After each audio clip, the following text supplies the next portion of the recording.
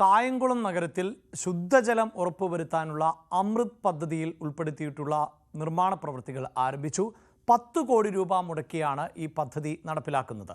പദ്ധതിയുടെ ഭാഗമായി 1760 ഗാർഹിക കണക്ഷനുകൾ ആണ് പുതുതായി നൽകാൻ പോകുന്നത്.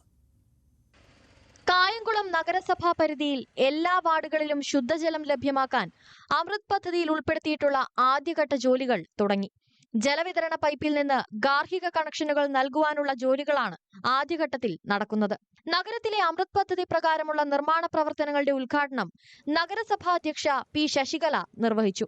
വൈസ് ചെയർമാൻ ജെ ആദർശ് അധ്യക്ഷത വഹിച്ചു. അതുമാത്രമല്ല, നമ്മുടെ പൈപ്പ് ലൈൻ എന്ന് പറയുന്നത് 60 വർഷം പഴക്കമുള്ളതാണ് മിക്ക പൈപ്പ് ലൈനുകളും, പുതിയതല്ലാത്തതല്ല. അതുകൊണ്ട് തന്നെയാണ് വാഹനങ്ങളൊക്കെ പോകുമ്പോൾ അടിക്കടി നമ്മുടെ പൈപ്പ് ലൈനുകളിലൊക്കെ പൊട്ടിപ്പോകുന്നത്.